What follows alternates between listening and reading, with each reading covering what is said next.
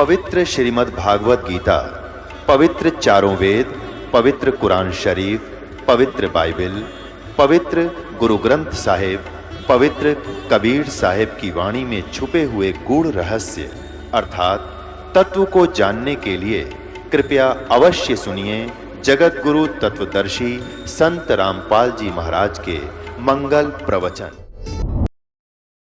पुण्यात्मा कालजा फटफटावे दास का एक भगवान आके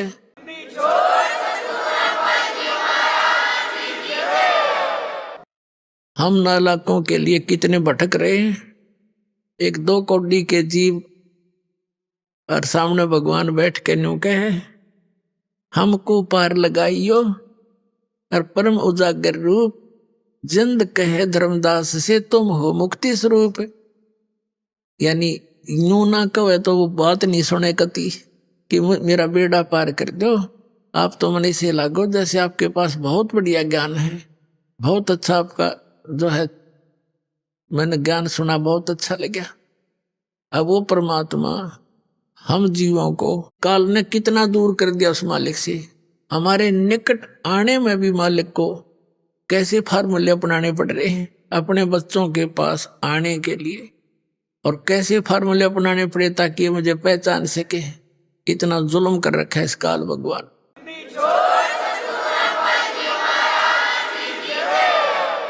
अब धर्मदास जी कहते हैं बांधोगढ़ है गाम नाम धर्मदास कही जय, वैसे कुल कुली जात सुधर की नी बात सुनी जय। सरगुण ज्ञान स्वरूप ध्यान सालग की सेवा, मल्लागिरी छड़कंत संत सब पूजू देवा। 68 तीर्थ नान धान कर कर हम आए, पूजें सालग राम तिलक गल माल चढ़ाए। धूप दीप अधिकार आरती करे हमेशा, राम कृष्ण का जाप रटे हम शंकर शेषा। अब धर्मदास जी अपनी सारी साधना बताने लगा। 68 तीर्थ तो का तो व्रत घूमते हैं, और राम कृष्ण और शंकर विष्णु जी की हम नाम जपते हैं। नेम धर्म से नेह स्नेह दुनिया से नाही, आरूढ़ बैराग और की मानू नाही। धर्मदास जी ने फाइनल कर दिया कि मैं जो ज्ञान मुझे प्राप्त है इसके ऊपर मैं कति आरूढ़ हूं और की मैं सुनू नहीं। मुझे इतना विश्वास है मेरी भक्ति और भगवान और साधना। बता काल ने ऐसा गजब जबरदस्त किला बना दिया हमारे चारों तरफ इस अज्ञान का। लेकिन कबीर साहब कहते हैं और ज्ञान सब ज्ञानड़ी ये कबीर ज्ञान सो ज्ञान, जैसे गोला तोब का करता चले मैदान। युग तोब का गोला है परमात्मा का ज्ञान, ये सबके किले फोड़ देगा जैसे नकलियां के।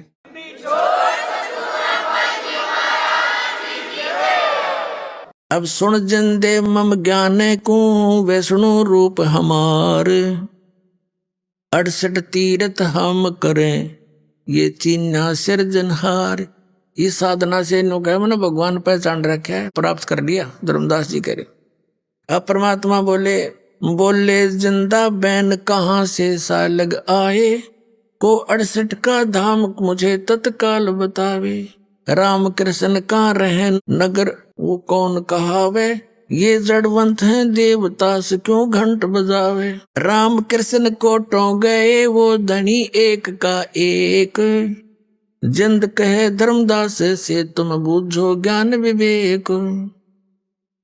परमात्मा ने कहा तेरे राम कृष्ण तो करोड़ों मर लिए, और जो असली भगवान है वो न्यू का न्यू है, उसको कभी जन्मता मरता नहीं। फिर परमात्मा ने गीता ज्ञान और वो सारा उनको समझाने की चेष्टा की। परमात्मा ने पूछा कि गीता जी का ज्ञान किसने बोला। धर्मदास जी ने कहा कि श्री कृष्ण जी ने बोला। परमात्मा ने उस बात को उस समय ज्यादा नहीं बढ़ाया।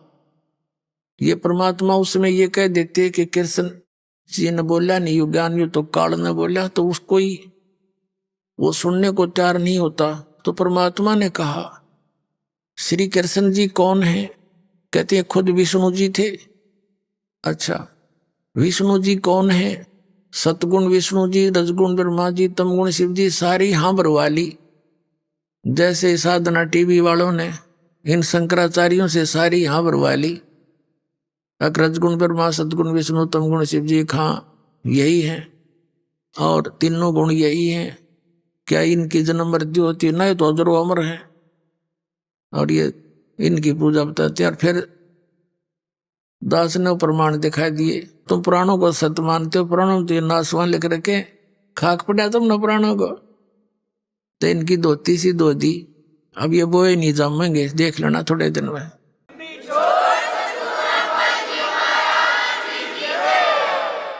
तो परमात्मा ने कहा कि सतगुण विष्णु अखां जी और तमगुण शिव जी अखां सारी मान्यता हो। तो परमात्मा ने कहा श्री कृष्ण अर्थात विष्णु जी ने गीता का ज्ञान बोल दिया, ठीक है। और आप क्या जाप करते हो? राम कृष्ण हरे कृष्ण, कृष्ण कृष्ण हरे हरे, हैं? शंकर भगवान, ओम नमः शिवाय, ओम भगवते वासुदेव नमाय, नमो राधे राधे श्याम मिला दे। ये मंत्र है तुम्हारे कहाँ जी? सहस्रनामा विष्णु का कहाँ जी? क्या गीता जी में है ये नाम किता है? जब गीता जी को आप एक ऑथेंटिक ग्रंथ मानते हो, सबसे उत्तम ग्रंथ मानते हैं हिंदू धर्म के पुण्यात्माएं, तो जो गीता जी में ज्ञान लिखा है वो किसका है बोला हुआ? भगवान का। जैसे तुम मानते हो तुम्हारे विष्णु भगवान का, वैसे तो किसने बोला हो? तो दास ने क्लियर करे रखा। तो वो बोलने का अर्थ क्या होता है? तुम्हारे लिए संदेश है, आदेश है, निर्देश है कि जो इसमें लिखा ऐसा करो तुम। धर्मदास जी कह रहे कहा, और तुम कर क्या रहे हो? गीता जी में है कहीं पर राम कृष्ण कृष्ण कृष्ण हरे हरे सीता राम राधे श्याम मिला दे। फिर ये खाक मंत्र कर रहे हो तुम। गीता जी अध्याय नंबर 16 के श्लोक नंबर 23 में कहा कि शास्त्र विधि को त्याग कर जो मनमाना आचरण करते हैं उनको ना सुख होता है, ना सिद्धि होती है, ना उनकी गति हुई जी।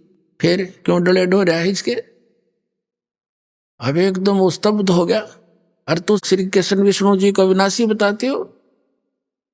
गीता जी अध्याय नंबर 4 के श्लोक नंबर 5 और 9 में आपका गीता ज्ञानदाता कहता, अर्जुन तेरे और मेरे बहुत जन्म हो चुके, तो नहीं जानता मैं जानता हूं।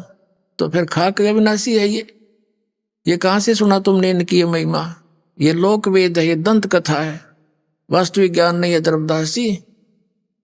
और फिर गीता ज्ञानदाता कहता है 18वें अध्याय के 62वें श्लोक में कि अर्जुन तू सर्वभाव से उस परमेश्वर की शरण में जा, उसकी कृपा से तो परम शांति को, सनातन परम धाम को प्राप्त होगा। और गीता अध्याय नंबर 15 के श्लोक नंबर 4 में कहा है कि तत्वदर्शी संत की प्राप्ति के उपरांत परमेश्वर के उस परम पद की खोज करनी चाहिए जहां जाने के बाद साधक लौटकर कभी संसार में नहीं आते। और जिस भगवान की तुम पूजा कर रहे हो, मान ले श्री कृष्ण विष्णु जी की, ये कहता तेरे और मेरे बहुत जन्म हो लिए, तो इनकी भक्ति करके तुम जन्म मरण और शाश्वत स्थान को कैसे प्राप्त कर सकते हो? अब धर्मदास जी के अंदर तो खटक लगी, लेकिन ये ऊपर का जो अभिमान है यू अंदर उस वस्तु को जान नहीं देता। लेकिन परमात्मा के पास सारे तरीके हैं, ये तो परमात्मा है। जब परमात्मा ने सारी बात बता दी और अंदर से टूट गया धर्मदास जी, लेकिन ऊपर का वो कहते हैं रस्सी जल जा बल रह जाते हैं थोड़े से। तो एकदम ने बोला तो जो है मुसलमान है, इसलिए हमारे देवताओं की बेइज्जती करना चाहता है, तुझे ज्ञान अच्छा नहीं लगता तो जा सकता है, हम कोई जीव हिंसा नहीं करते, हम तो हिंदू धर्म में रहने वाले कोई मांस मिट्टी नहीं खाते, जीव हिंसा नहीं करते, इस तरह कह गए और चिंगर गया। परमात्मा अंतर ध्यान हो गया वहीं से। देख हमारी कैसी बुद्धि, अंतर ध्यान हो गए। जब सामने से आदमी हट जा, आधा कलेजा तो जब फट ले आदमी का, उत्तर की यू तो कोई फरिश्ता था, उसने यहां तक सोच ली कहीं विष्णु भगवान तो नहीं आगे हो। नो कहते हैं भगवान ना जाने किस रूप में आ जाते। अब जो पूजा वो करा करता, शालिग्राम की पूजा पौधारी किता गया तागा पाठ सारा भूल गया। अगले दिन सुबह उठा और वो पूजा तो भूल गए, कर ही नहीं सकता ये पूजाएं जब यू ज्ञान हो पास। ये डले कुंड हो है, हमारे आस्था चैनल पर 5-6 महीने प्रोग्राम चला था। फिर नकली संतों ने पता लग गया थारी पोल पाटेगी। 2003 की बात से इन्होंने वो आस्था चैनल वाले को डरा डरू के धमका के बंद करवा दिया कि हम अपने सारे प्रोग्राम वापस ले लेंगे या इसका प्रोग्राम बंद कर दे। ये तो अंडरस्टूड है, जो यूं चलेगा तो वो चले कोई ना उड़े। परमात्मा कहते हैं तारा मंडल बैठ के यू चांद बड़ाई खा, उदय हुआ जब सूरज का स्यों तारों छप जा। वो आस्था में बंद कर दिया। फिर हमने प्रोग्राम बनाया, गांव गांव नगर नगर में जाकर बड़े बड़े पोस्टर लगा कर प्रचार करके सत्संग शुरू किया। हम एक बार महाराष्ट्र में सत्संग कर रहे थे एक नगर में, तो काफी लोग सुनने आए।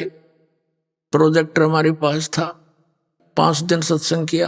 पहले दिन वो नोट कर लेंगे, तो अगले दिन आके दे वो सारे मिला बिलो के। चौथे दिन थोड़ी सी संगत होती थी, बाहर बैठ गया मैं नीचे, वो भी आ गया आसपास 5-7 जने। कहने लगे जी आज तक हमने यो ज्ञान कभी नहीं सुना, और हमारे सदग्रंथों प्रमाण। पहले दिन तो हमने सोचा था सारी झूठी पावेंगी, नोट करके ले गए सारे गीता और पुराणों के अध्याय वगैरह, वो सारे न्यू के न्यू पा गए। फिर हमने कहा भाई नाम ले लो।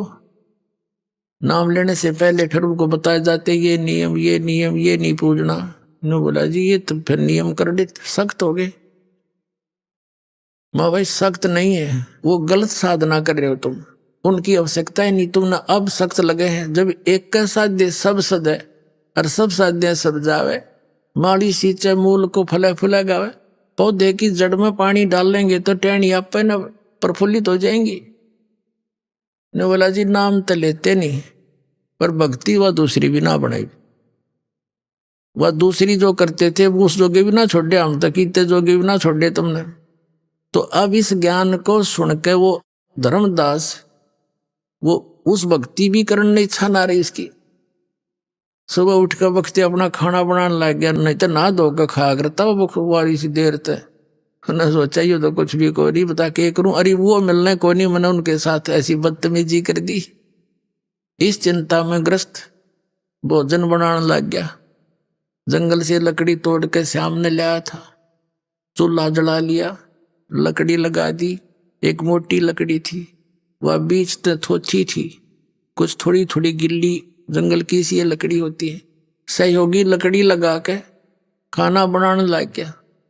लकड़ी जलती सुबह सुबह की बात है, लकड़ी जलती जलती चूल्हे से 1 फुट बाहर रह गई, वह उसके मुंह के सामने आ गई। तब तक रोशनी भी होगी। अब उसने देखा कि चींटियां उसके अंदर अंडे मुंह में ले रही और उससे बाहर निकलने की चेष्टा करे। बाहर आवे तो उसके पिछले लकड़ी के पिछले हिस्से पर तरल पदार्थ उबल रहा, उसके अंदर का ऑयल सा निकलता होता, पानी सा, वो उबलता है लकड़ी का बाहर पिछली साइड में। आगे से आग जले थी तो चटक मटक होकर वह सारी कीड़ी जलने लग रही। बाहर निकले तो उस उबलते हुए तेल से पर उस पर जल जा, आगे अग्नि फूक रही। धर्मदास एकदम स्तब्ध हो गया, क्योंकि पुण्यात्मा थी। इतना पाप है भगवान, इतनी लंबी लकड़ी थी और इसमें तो करोड़ों चींटी जल गई होगी। और उसी समय बुझा दिया जल डालकर लकड़ी तो, और एक तरफ डाल दी। उसने सोचा रोटी मैं खाऊं नहीं भोजन आज, इसको किसी साधु संत ने खवा दूंगा, मेरा पाप कम हो जाए। इस उद्देश्य से सारे भोजन ने लेकर और धर्मदास जी चल पड़े साधु की तलाश में। अब परमात्मा पहले दिन तो जिंदा महात्मा के रूप में थे, काले काले कपड़े से वागड़े जिंदा महात्मा के।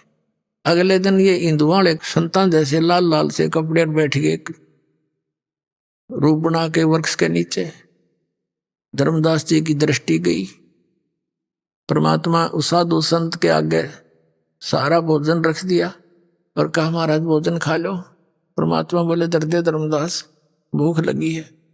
फिर उसने ध्यान से देखा कि महात्मा जी तुझे कैसे जानता है, लेकिन उस दिन चेहरा पहचान में नहीं आ रहा था, मालिक ने रूप बदल रखा था। धर्मदास जी ने सोचा मैं भंडारे धर्म करता रहता हूँ, साधु संत आया होगा कभी, पहचान लिया हूँगा मैं। उसने रख दी भोजन। परमात्मा के पास एक करमंडल रखा था, लोटा जल का भरा हुआ, और पानी लिया मुट्ठी में, और ऐसे मंत्र सा बोल के और सारे भोजन पर छींटे मार दिए।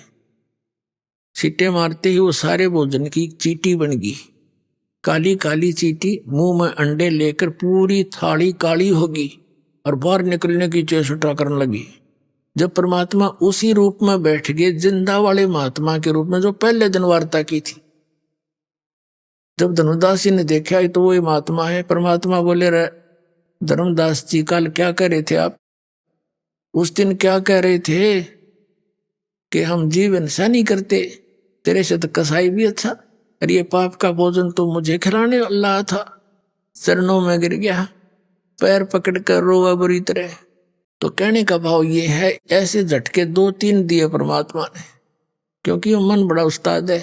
सारी बात सुन ले, फिर एक बात ऐसी कह दे जैसे सारी ने फेल कर दे परमात्मा, फिर अंतर्ध्यान हो गया। ऐसे 2-3 बार प्रोग्राम हुआ। अब तड़फ जाएगी गणी, और पुराना रंग था वो भी साथ, यो कचरा अड़े था बीच बीच में। तो परमात्मा अंतर्ध्यान हो गए। अंतर्ध्यान हो गए तो धर्मदास जी मथुरा से वापस चल पड़े अपने घर को, बांधवगढ़ को। वहां से कहाँ जाना था? मथुरा से जाते हैं वृंदावन में, वृंदावन से जाते हैं फिर बरसाने में। बरसाना में क्यों जाते हैं? वहां के जो यात्री हैं, कंप्लीट उनकी यात्रा ऐसे बनती है, गोवर्धन की फेरी। अब तो ये अपना पार्ट में करने लग गया, कोई फेरी फेरी करके आ जाए, लेकिन पहले ऐसा कंप्लीट था। और बरसाना गांव में अवश्य जाते थे, क्योंकि वहां की राधा लड़की थी। राधा से सिफारिश लुआने जाते हैं, राधे राधे श्याम मिला दे, वहां ना राधे और ना श्याम, देख बकवाद हमारी। अब परमात्मा कहते हैं, वो धर्मदास जी आंखों में आंसू भर के ऐसे रोए जैसे बालक की माँ मर जाया करे, बालक से के माँ बाप मर जा, ऐसा अनाथ महसूस कर रहा है अपने आप को। और मैं कितना नीच हूं, हैं? भगवान सामने बैठे थे और देख मैंने कैसे अपनी बकवाद से उनको खो दिया। अब वो कभी नहीं मिले, और वो मिले नहीं, और ये भक्ति में कर नहीं सकता, जीवन नष्ट हो गया, भगवान मेरा था। इस प्रकार वो चल पड़ा।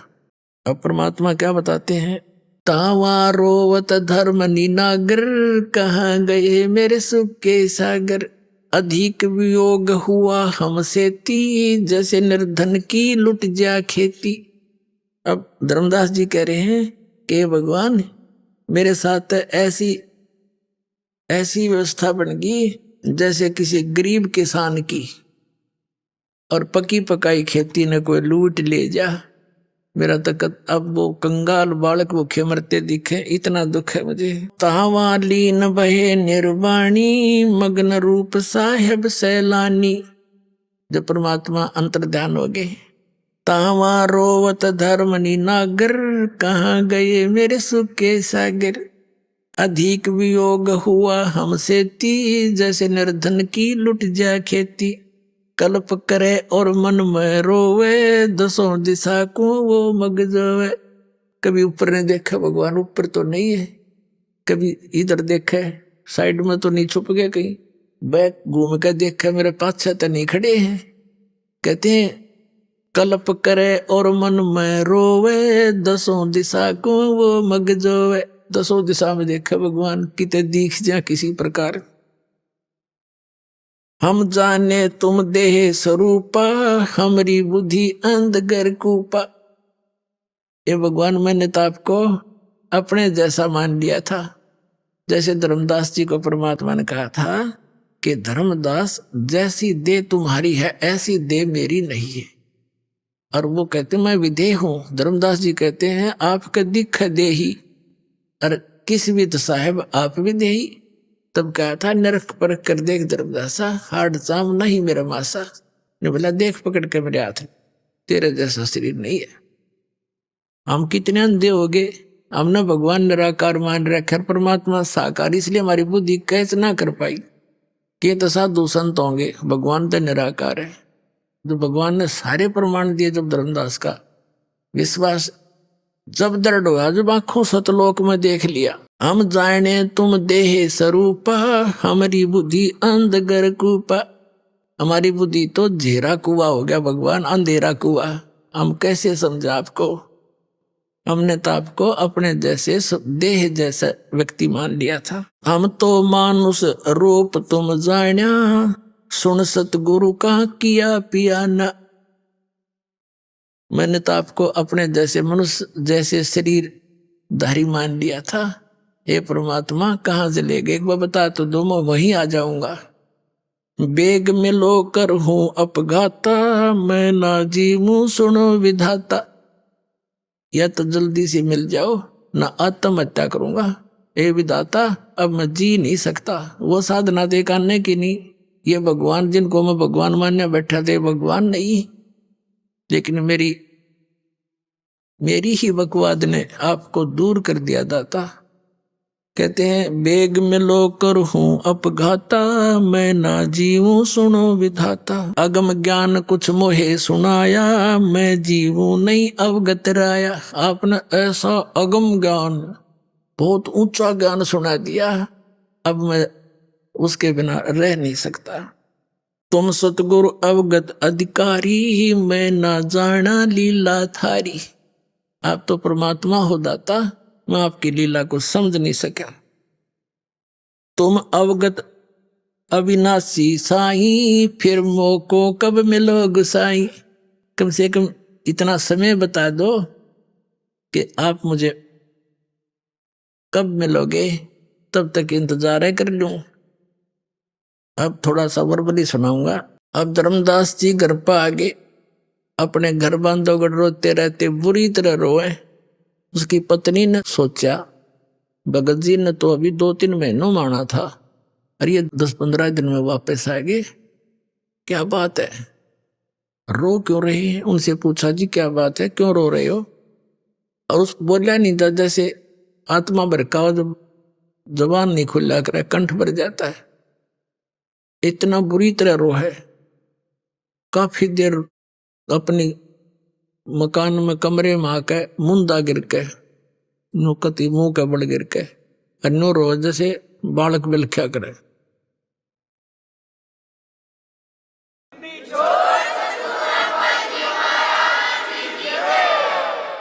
अब उसकी पत्नी भी बैठकर रोने लग गई।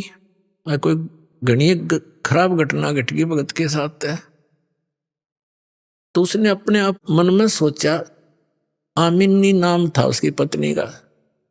उसने सोचा कि भगत जी का किसी ने कोई रास्ते का खर्चे के जो पैसे ले गया था दान धर्म के, वह किसी ने चुरा लिए, और ये जा इसलिए वापस आ गया। ये धर्म कर्म का पक्का आदमी है, उसकी काली मान गया। और मैं भी थोड़ी कंजूस हूं, क्योंकि वो थोड़ी सी इस टाइप की थी। धर्मदास जी थे खुले हाथ के, धर्म करा करते थे, 10 रुपये लगाने होते तो 50 ला दिया करता। अरिया नो क्या करती जी, धर्म भी हिसाब का होया करे, बालक भी पढ़ने हैं, जबकि धन का अंत नहीं था, इनका इतना धन था। तो उसने सोचा कदे ये इसलिए रो रहा हो, अभी मैं पैसे दोबारा मांगूंगा तो यार नाक चढ़ावेगी, इसलिए रो रहा हो कदे, और मेरे कारण इसका काम अधूरा रह गया और ऐसा बुरा हाल हो गया। तब उसने कहा, हे भगत जी, सेठ जी, भगवान ने आपका निरा धन दे रखा है। यदि किसी चोर लुटेरे ने आपका धन ले भी लिया होगा, और ले जाओ, कोई कमी है आपके घर में? और आप कोई बात ना, आप और ले जियो धन, आप अपना काम पूरा करके। वो अपने हिसाब से सोच के उसको सांत्वना देना चाहती थी।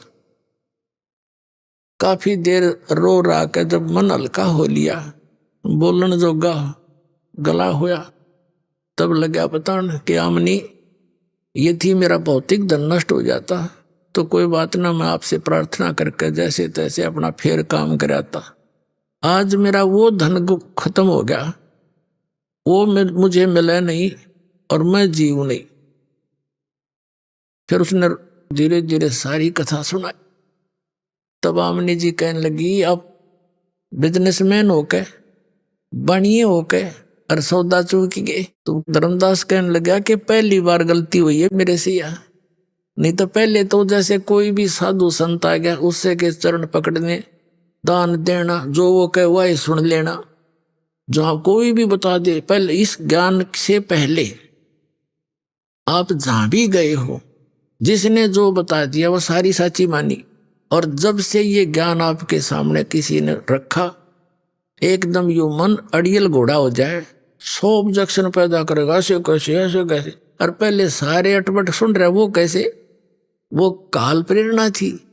और यहाँ काल के बैक लगे है गेर, तो यहाँ थोड़ी सी देर यू अटपट करे है, लेकिन के सब भगवान के आगे इसकी। वो कहने लगा जी पहली बार धोखा खाया मैंने, इसलिए तो रो रहा हूं मैं। पहले तो सबकी मान्या करता और उनकी सारी बात सच्ची, और 2-3 बार मेरे साथ घटना घटी, फिर भी मेरा बुद्धि मानी है। अब आमनी देवी कहने लगी इतना निर्मल ज्ञान, आप बताओ मेरे असर होगा इस बात का? उनसे सुना हुआ, और उनसे मुंह से सुना होगा, आपका तो पत्थर के सारदे हो गया। फिर तो आपका असर नहीं हुआ, अनुबला असर तो हुआ था पर मेरा नहीं, कि बीमारी थी मेरे। फिर उक चुक हो जाती, कोई बात ऐसी निकल गई मेरे मुंह से, वो चले गए। अब वो मिला नहीं, मैं जीव को नहीं। आमनी देवी बोली देख रामकृष्ण कुंड से अपने रिश्तेदार थे, इनकी कथा सुनी, इनकी महिमा सुनी थी तो इनको पूजा थे। और जब भगवान मिलन लग रहे, सारी बात साची, सब वेद सब गीता में साची, बताओ आप पुराणों की सारी कहानी। कहने का भाव ये है, 6 महीने बीत गए। धर्मदास सुबह बैठ जा, ना कोई काम काज करे, सुबह बैठ जा अपने घर से बाहर अपने दरवाजे पे, गली में झांके नु देखे महात्मा आगे, कभी बाहर बनी में घूमने चला जा कि साधु संत का जिक्र सुने, वहां पहुंच जावे। एक संत आ गया, बाहर बैठ गया गांव से बाहर, उसका बहुत चर्चा हुई, बड़े पहुंचे हुए महात्मा आ रहे हैं, नगर के लोग जान लग गए। धर्मदास भी चला गया, कहते महाराज जी आ गए हो भगवान। अब वहां जाकर साधु से प्रश्न किया कि महाराज जी ब्रह्मा विष्णु महेश के माता पिता कौन है? अब वो कहने लगा नहीं, ये तो अजरो अमर है, ये तो अजन्मा है, इनके कोई माता पिता नहीं है, ये है वो है। धर्मदास जी ने प्रश्न तो इसलिए किया था, हो सकता है भेष बदल कार्य हो तो उस ज्ञान से पता लग जाएगा। तो लगा जब वो पुरानी बकवाद करने, उठ कर चाल पड़ा बुलाए है, रोंग नंबर हो गया था। वो को नहीं, वो संत नहीं है, वो तो ये ज्ञान बोल रहे नहीं। इस प्रकार उसके 6 महीने रोते रोते पतला सा हो गया, सूख के। आमनी ने सोचा यू मरेगा, बताइयो बहुत बुंडी बनी भगवान मार गेलते। परमात्मा ने प्रेरणा दी आमनी देवी में। उसने पूछा अपने पति से, धर्मदास जी से, कि भगत जी कोई वार्ता हुई हो, कोई कारण बताया हो, कहाँ मिलते हैं, कहाँ रहते हैं, कैसे मिलेंगे? वो आपकी हालत मेरे से देखी नहीं जाती। तब धर्मदास को याद आया कि भगवान ये कहते हैं जहां भी कोई धर्म भंडारे धार्मिक यज्ञ मेरे नाम से होते हैं वहां मैं अवश्य पहुंचता हूं। धर्मदास ना तो काल न 6 कर्म न होने को नहीं दे, कहीं पर भी आग लगवा दे, ये नालायक है, क्योंकि ये तो चाहता है ये भक्तिहीन हो जा, और मैं वहां पहुंच जाता हूं। जैसे आपने ऋग्वेद के अंदर देखा कि वो भगवान हमारे धार्मिक युगों में बिजली जैसी गति से एक क्षण में वहां पहुंच जाता है। और स्वयं सूक्ष्म वेद में परमात्मा कहते हैं जहां जन की महिमा सुनु ता मैं गौन करंत, और वो तो नगर अमान है जहां मेरे प्यारे संत। तो आमनी ने कहा फिर तू एक धर्म यज्ञ कर ले और सारा मुनियादी करवा दे, सब जगह संदेशे भिजवा दे साधु संतों के पास। आमनी ने एक दिन का कहा, हमने 3 दिन का रख दिया भंडारा। 3 दिन के लिए धर्म यज्ञ शुरू करवा दी और सब जगह दूर दूर संदेशे भिजवा दिए। निश्चित समय को साधु संत आने लगे, भोजन खावर चले जा। और धर्मदास ने देखे सबको ध्यान से, शाम होगी पहले दिन, वैसा मायूस फिर हो गया। सुबह फिर उमंग जागी कि आज तो हो सकता आ जावे, दूसरे दिन भी नहीं आए। सारी रात बैठ के काटी, रो आँखों पानी पड़े। अगले दिन सारा सुबह भंडारा कर दिया, नहीं दिखे। आफ्टरनून होगी, दोपहर के बाद मन में फाइनल फैसला कर लिया, यदि परमात्मा आज नहीं आए तो आपका दास संसार में नहीं रहेगा, ये रोज का संकट मेरे पे झेला नहीं जाएगा, ये भंडारा खत्म होते ही आत्महत्या करूंगा, बस फाइनल कर लिया उसने। वो तो अंतर्यामी है, अकाल ही विनाश करावेगा। अब थोड़े से भक्त रहे थे, बाहर गली में अलग सा स्थान था उसका, एक बहुत सुंदर, उसमें बाग बोग सा था, वहां भंडारा कर रखा था। एक कदम का पेड़ था वहां पर, वहां से 100 फुट की दूरी पर जहां वो भंडारा उसका चल रहा था, उस कदम के पेड़ के नीचे परमात्मा उसी जिंदा वाले महात्मा का रूप बना के विराजमान हो गए। धर्मदास जी देख रहा था, इधर उधर दृष्टि गई कि वो कौन बैठा है, जाकर देखा, ओए होए होए, ऐसे चपट गए जैसे माँ का बालक चपट जाया करे, कदे का छोड़ जा मनया, ऐसे चपट गए नो।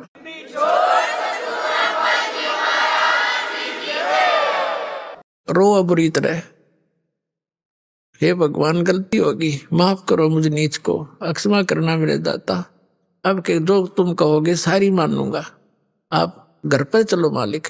तो परमात्मा ने कहा कि तू इनको सबने विदा कर दे, जितने रह रहे हैं, इनका आगे मेरा जिक्र ना करिए, अभी बताना नहीं इनको। बताना इसलिए नहीं चाह रहे थे परमात्मा कि ये 5-4 आड़े बैठ जाएंगे, फिर मैं कुछ कहूंगा ये उल्टा ठोक देंगे खुट्टा इसका, यानी इसको सिरा चढ़न नहीं देंगे ये नकली ज्ञान वाले।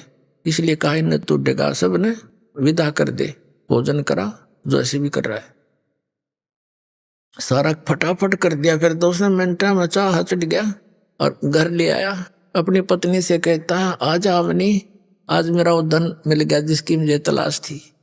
तो आमनी ने परमात्मा को बैठने के लिए स्थान दिया। अब आमनी देवी कह रही है कि हे महाराज जी, आपका भगत तो बड़ी नरमात्मा का था, आपके तरफ में ये तो बुरी तरह रोए गया, मैं सांत्वना देती रही, नहीं तो मर लेता।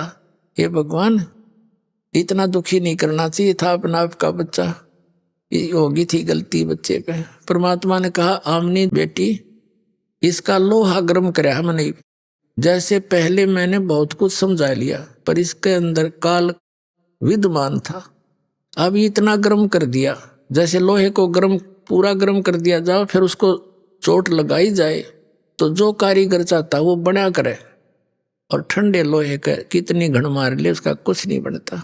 अब इसका लोहा गर्म करा बेटी, मैं साथ था इसके, मरण दूं था नो मैं इसको। तब उन्हें तो ये वकील बन रहा था इस काल का, इसलिए आज यो सारी सुनेगा मेरी। धर्मदास जी बोला, जी कति सारी सुनूंगा, सारा ज्ञान फिर बताया मालिक ने। फिर लास्ट में ये क्या कहता है, हे महाराज जी, आपकी सारी बात सच्ची, एक बार वो आज तक किसी ने बताया नहीं, वो लोग दिखाई दो सतलोक आप जहाँ रहते हो, फिर तो मैं कति पक्का मान जाऊंगा। देख तेरा गजब भैया, हमारी सी बुद्धि हरी है। अब परमात्मा ने देख लिया ये तो वहीं फेर खड़ा है, बता इसका क्या करूं। जब तो परमात्मा चले गए, फिर थोड़ी कुछ दिन के बाद धर्मदास जी ने दिखे और ने बोला, चल भाई सतलोक ले चलता हूँ। वह शरीर तो वहीं छोड़ दिया, ऊपर लेकर गई। अब जैसे राधा स्वामी धन धन सतगुरु सच्चा सौदा सरसाड़े और ये कबीर पंथी सारे नो कहें, ऊपर सतलोक में तो प्रकाश ही प्रकाश है, चेतन ही चेतन है, और आत्मा उसमें ऐसे मिल जाती है जैसे बूंद समुद्र में। एक आधा चतुर प्राणी मधु परमहंस जैसा जम्मू वाला कबीर पंथी नकली, यो इसने थोड़ी चतुरता दिखा रखी है कि वहां प्रकाश ही प्रकाश ऐसा ही है, वही सतलोक है, प्रकाश ही वही अमरलोक है, वही सार शब्द है, वही सतपुरुष है।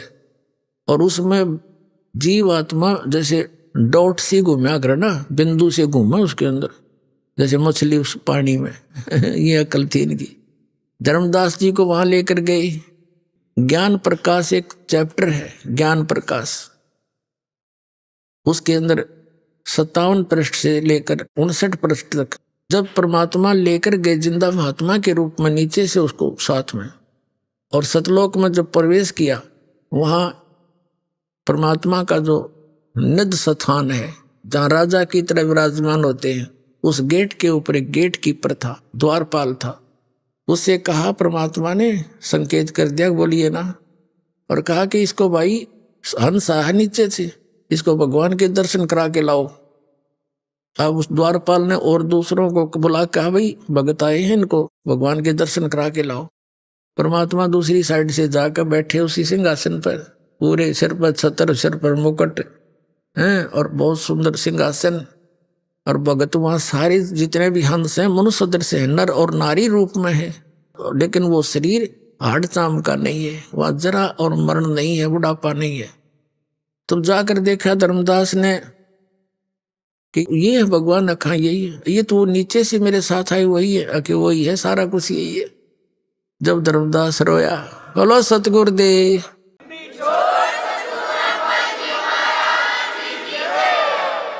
फिर धर्मदास जी को वापस छोड़ा। 3 दिन और 3 रात ऊपर घुमाते रहे। पीछे से धर्मदास जी को अचेत देख के रिश्तेदार इकट्ठे हो गए, झाड़े झपटे लगाने वाले बुला लिए, डॉक्टर वैद्य बुला लिए, किसी से कुछ नहीं हुआ। जब वापस आत्मा छोड़ी, धर्मदास जी में बैठे एकदम उठ कर खड़े हो गए। अब सारे देखे ये रिश्तेदार कैसे आ गए हैं। तब उन्होंने बताया, आप अचेत हो गए थे, क्या हो गया था आपको, कहाँ गए थे। धर्मदास ने कहा कि क्या हो गया था। मैं फिर उसको ध्यान आया करो तेरे की, अगर वो वहां कोई भी ना मिलता, नौका नु सचेत हो जाता, उन्होंने सोचा मैंने सपना आ गया और तू उसने देखा क्या हो गया था मुझे, कि तू पता नहीं क्या हो गया था तेरे। तब उसको याद आया करो तेरे की, मत ऊपर भगवान देखा और उस परमात्मा ने कहा है काशी में रहता हूं मैं, धानक जुलाए रूप में। वहां से चलकर फिर वहां पहुंचे, वहां देखे न्यो के न्यो चरणा में पड़ गए परमात्मा के। फिर परमात्मा बोले, भाई देख, नाम दूंगा तो नहीं सतनाम, और सार नाम भी दूंगा, पर और पूजा नहीं करेगा धर्मदास, और यहाँ ये गंदे लोग की इच्छा हटानी पड़ेगी। तब धर्मदास जी के बोले, महाराज जी जो तुम कहोगे वो ही करूंगा। क्या कहते हैं, भक्ति दान गुरु दीजियो देवन के देवाओ, भक्ति दान गुरु दीजियो देवन के देवाओ,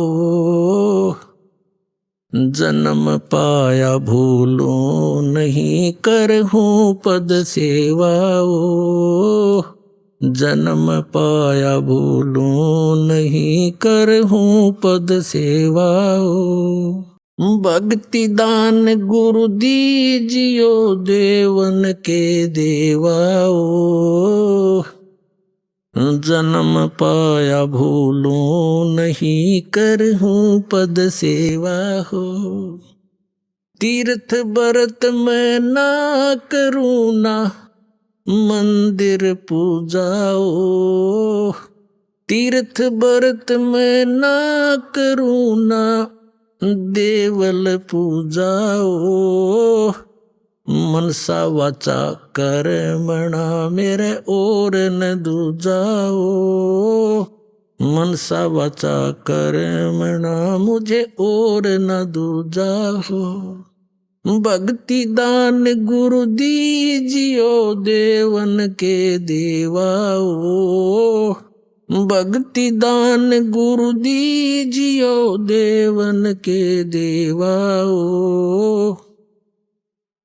जन्म पाया भूलो नहीं करहूं पद सेवा हो, जन्म पाया भूलो नहीं करहूं पद सेवा हो, अष्ट सिद्धि और 9 निधि और बैकुंठ का वासाओ, अष्ट सिद्धि और 9 निधि बैकुंठ का वासा हो, सो मैं तुमसे ना मांगता सब थोथरी आशा हो, भक्ति दान गुरु दीजियो देवन के देवाओ, भक्ति दान गुरु दीजियो देवन के देवाओ, जन्म पाया भूलो नहीं करहूं पद सेवा हो,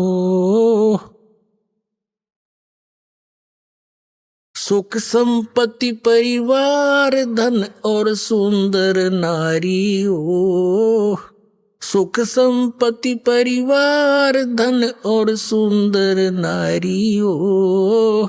स्वप्न में इच्छा नहीं करूं गुरु आण तुम्हारी हो। स्वप्न में इच्छा नहीं करूं गुरु आण तुम्हारी हो। भक्ति दान गुरु दीजियो देवन के देवाओ। भक्ति दान गुरु दीजियो देवन के देवाओ। जन्म पाया भूलूं नहीं कर। जन्म पाया भूलूं नहीं कर हूँ पद सेवा हो।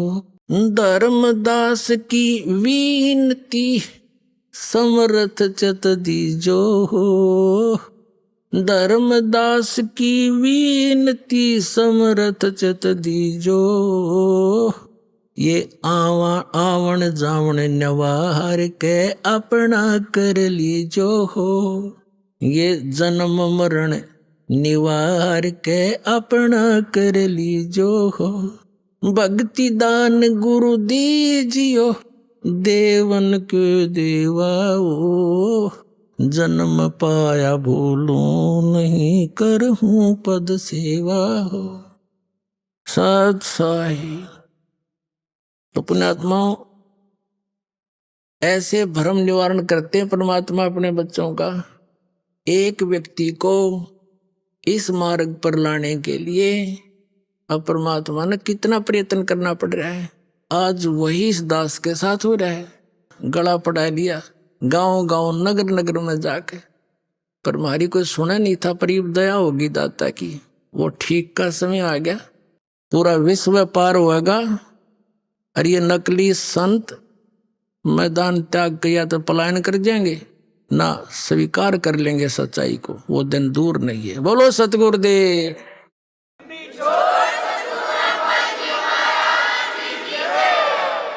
परम पिता परमात्मा सर्व सृष्टि रचनहार कबीर देव अल्लाहू अकबर कबीर परमेश्वर, ये हम सभी आत्माओं के पिता हैं, हमारे जनक हैं।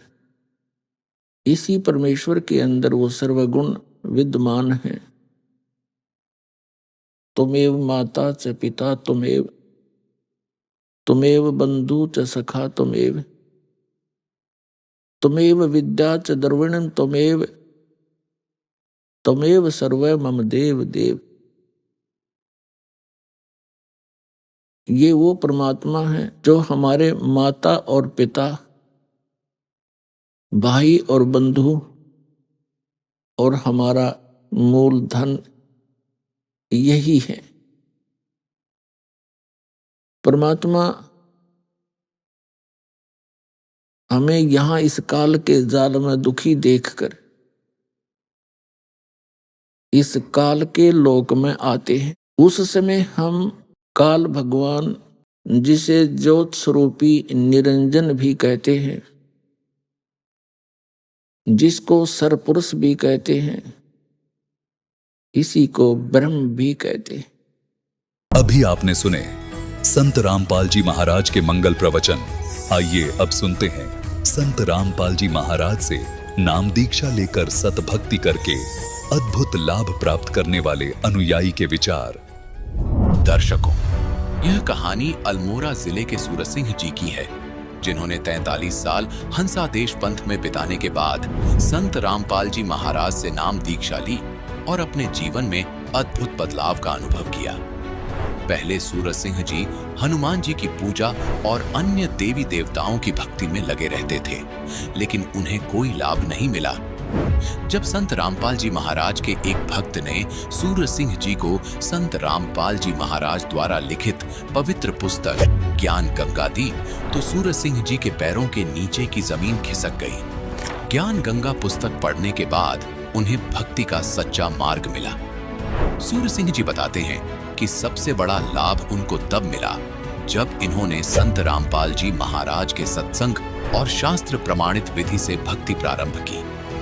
उस भक्ति से उनका पूरा परिवार सुखी हुआ तथा पूरे परिवार को शारीरिक और मानसिक संतुष्टि भी प्राप्त हुई। अब सुनिए सूर सिंह जी की कहानी उन्हीं की जुबानी। सर नमस्कार। सर साहेब। सर क्या शुभ नाम है आपका? सूर सिंह दास। सर कहाँ से आए हैं आप? अल्मोड़ा जिला शर्ट क्षेत्र से। सर आप संत रामपाल जी महाराज से कब जुड़े? मैं सदगुरु रामपाल जी महाराज से 2013 में जुड़ा हूँ। सर संत रामपाल जी महाराज से नाम दीक्षा लेने से पहले आप क्या भक्ति साधनाएं करते थे? मैं पहले बचपन से ही हनुमान जी की पूजा करता था, हनुमान चालीसा का पाठ करता था। उसके बाद जब बड़ा हुआ तो जैसे घर में होता है देवी देवताओं की भूतों की पूजा वही करता था। उसके बाद भी मैंने क्या कहते हैं ब्राह्मणों ने बताया कि आप पर कोई ये ग्रह लगे हुए हैं, शंकर की पूजा करो, देवालय में जा कर के शिवलिंग में जल चढ़ाओ, पत्र डालो। वह भी पूजा करता रहा काफ़ी देर, उससे भी कुछ फ़ायदा नहीं हुआ। उसके बाद संत मुझे बताया गया कि भाई आप सत्संग में जाइए। तो मैं हंसा देश जो सतपाल महाराज का एक वो चलता है, संस्था चलता है, वहाँ गया। वहाँ भी मैंने सत्संग सुना और मैं वहाँ 43 साल तक जुड़ा रहा। वो जो क्रियाएं बताते हैं, जो वो भक्ति बताते हैं, वो कहीं भी शास्त्रों में प्रमाणित नहीं है। मनमुखी साधना बताते हैं, 2-2, 2.5 घंटा, 3-3 घंटा बैठ करके क्या कहते हैं अभ्यास कराते हैं, नाम देते हैं, क्रियाएं देते हैं, पर उससे कोई फ़ायदा लाभ नहीं होता है। फिर उसके बाद मुझे कोई शांति नहीं हुई। मेरे मन के अंदर किसी प्रकार का यह नहीं हुआ कि मैं भक्ति कर रहा हूँ। मन में तो सोचता था कि भक्ति कर रहा हूँ, परंतु मैं हर प्रकार से दुखी रहता था, परेशान रहता था। आर्थिक तरह से, शारीरिक तौर पर से, पारिवारिक तौर से मैं परेशान रहता था। फिर मैं सोचता था मैं भक्ति कर रहा हूँ और फिर भी मैं परेशान हूँ। तो मुझे भगत खुशहाल दास जी मिले मुझे। उन्होंने कहा भगत जी आप ज्ञान गंगा पुस्तक लीजिएगा, उसके अंदर देखिएगा, उसको पढ़िएगा, समझिएगा। अगर आपकी समझ में आए तो फिर आगे आप हमें बताना। सर आप संत रामपाल जी महाराज की शरण में कैसे आए? मैं सदगुरु रामपाल जी महाराज के चरणों में ज्ञान गंगा पुस्तक पढ़ने के बाद आया हूँ। और मैंने वो ज्ञान गंगा जब पुस्तक पढ़ी, पहले तो मुझे कुछ अटपटा सा लगा, परंतु जब ध्यान से उसको बार बार देखा, उसके अंदर भगत जी ने बताया था कि इस चैनल में प्रोग्राम आता है, वो भी देखता रहा। धीरे धीरे जब मेरी समझ में आया कि वास्तव में ये जो परमात्मा के बारे में वाणियाँ बोली जा रही हैं, कबीर परमेश्वर की वाणियों को बोलते हैं और वो दिल को बहुत छू जाती हैं, तो मुझे एक आकर्षण हुआ। मैं उसको रोज़ देखता रहा, रोज़ सुनता रहा सत्संग को, प्रोग्राम को। फिर मैंने प्रार्थना की भगत जी से, खुशहाल दास जी से कि मुझे आप गुरु जी की शरण में ले चलिए। फिर उन्होंने मुझे कहा कि आप चलिए एक दिन। फिर मैं श्री सदगुरु रामपाल जी महाराज के जो सतलोक आश्रम, वहाँ जा कर के पहले तो मेरी वैसी ही कल्पना थी, शायद जहाँ जैसे हर जगह आश्रमों में जाते हैं वैसे ही होगा। परंतु वहाँ जाते ही मैंने जब गेट पर देखा, वहाँ के भक्तों का भाव देखा, प्रेम देखा, तो मेरे मन में ये तसल्ली होगी वास्तव में मैं सही जगह पर पहुँच गया हूँ।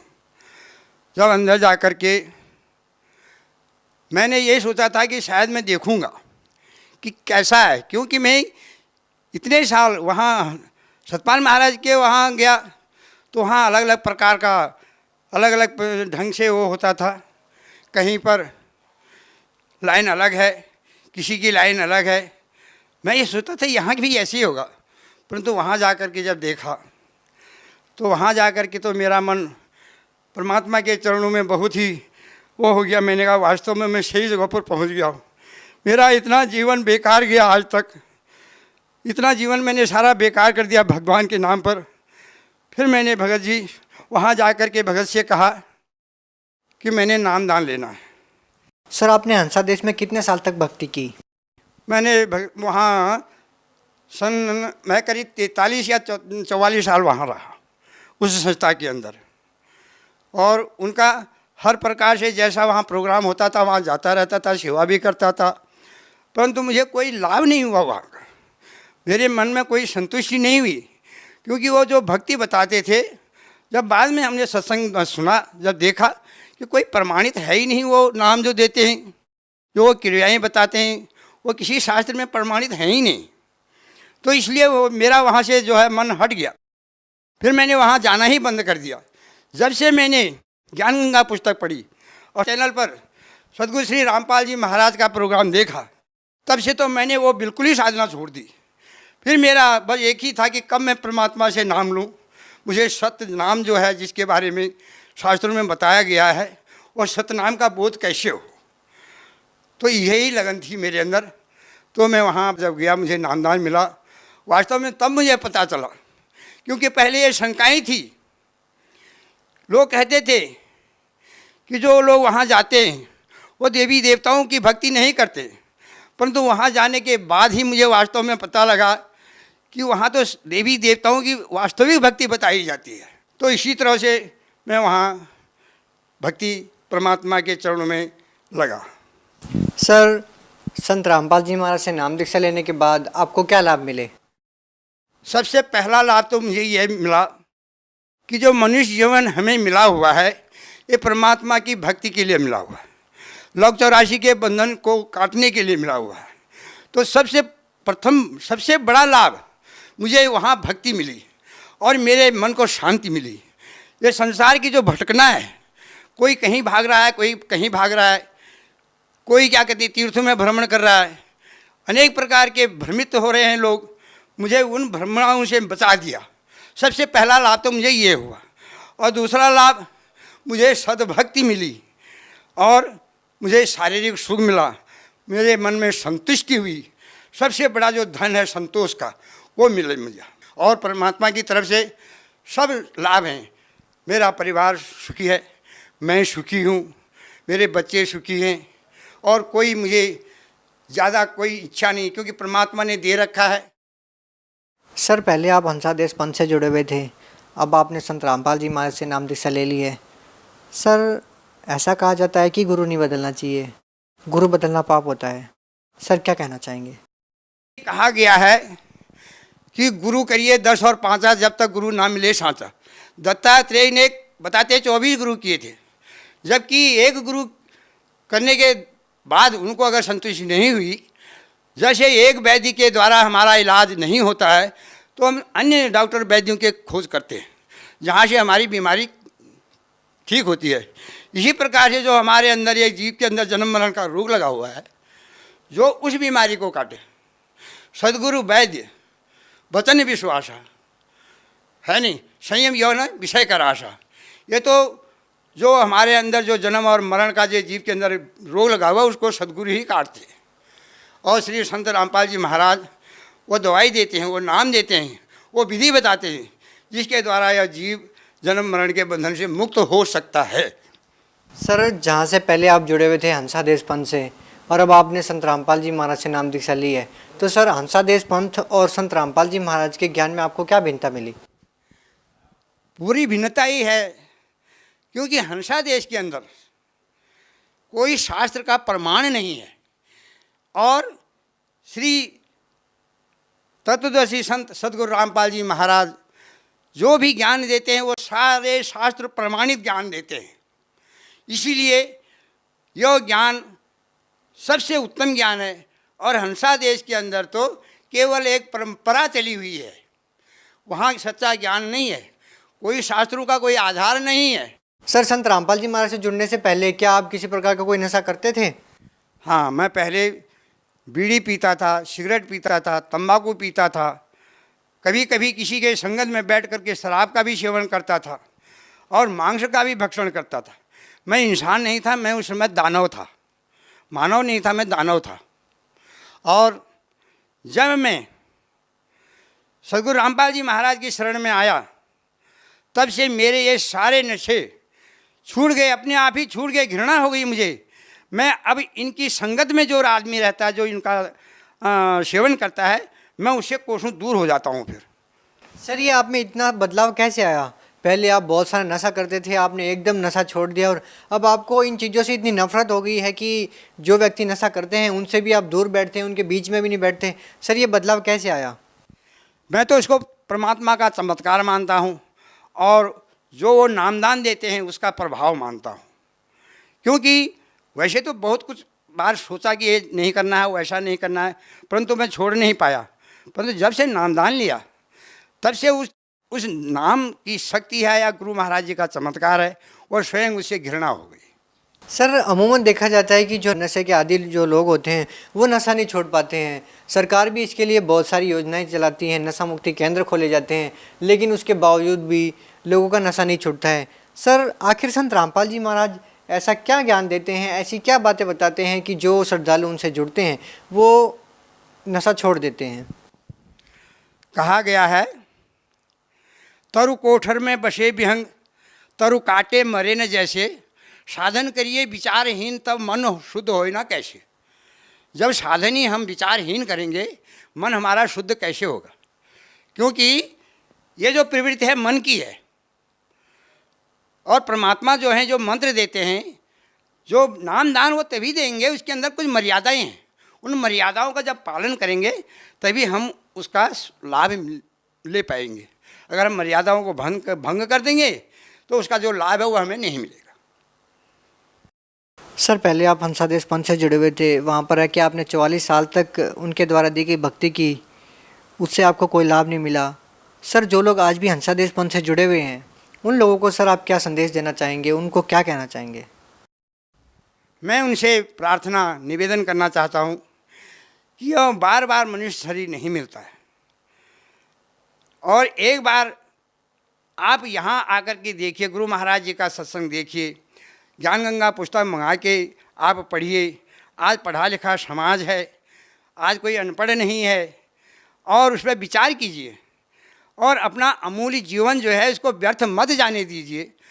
सती भक्ति जो शास्त्रों के अनुसार है उसको प्राप्त कीजिए और अपना कल्याण करवाइए, अपने परिवार का कल्याण करवाइए। वैसे नहीं आ सकते हो, एक बार दर्शन करके देखिए, वहाँ के माहौल को देखिए कि वहाँ किस प्रकार का माहौल है, कैसे भक्त लोग हैं, क्या वहाँ भक्ति दी जाती है। एक बार मैं उनसे प्रार्थना करता हूँ सभी भाई बहनों से कि आप एक बार अवश्य श्री सद्गुरुदेव श्री रामपाल जी महाराज का सत्संग सुनिए और उनसे नामदान लेकर के अपना कल्याण करवाइए। सर आप भगत समाज को क्या संदेश देना चाहते हैं? भगत समाज को तो यही संदेश क्या देना है, मेरी तो प्रार्थना है। मैं संदेश के लायक भी नहीं हूँ, मैं प्रार्थना करता हूँ कि आप ज़रूर इस मानव जीवन का कल्याण करिए, नामदान लीजिएगा और श्री सद्गुरु रामपाल जी महाराज के चरणों में आकर के अपने जीवन को कृतार्थ कीजिएगा और इस मनुष्य जीवन को सार्थक बना करके लौह 84 के बंधन से मुक्ति होने का प्रयास कीजिए। जी बहुत बहुत धन्यवाद आपका। सत साहिब।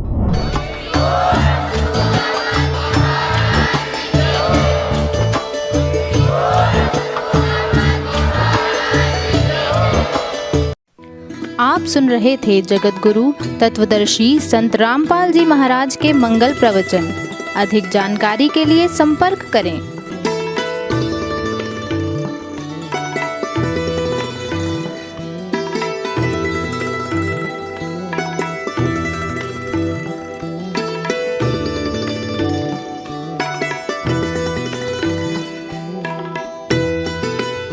जगत गुरु तत्वदर्शी संत रामपाल जी महाराज जी के पावन सानिध्य में भक्ति की अलख जगाने तथा श्रद्धालुओं को सत्य भक्ति मार्ग का रास्ता दिखाने हेतु कनाडा के लोकप्रिय channel the TV NRI channel पर जगत गुरु तत्वदर्शी संत रामपाल जी महाराज जी के मंगल प्रवचनों का प्रसारण प्रतिदिन सुबह 7:30 बजे से 8:30 बजे तक तथा रात्रि 7:30 बजे से 8:30 बजे तक किया जा रहा है। इस सत्य भक्ति मार्ग को अपनाने के लिए अधिक से अधिक सत्संग प्रसारण देखें। इस सत्संग प्रवचन का सीधा प्रसारण संत रामपाल जी महाराज लाइव सत्संग YouTube चैनल और जगत गुरु संत रामपाल जी महाराज फेसबुक पेज पर भी देख सकते हैं।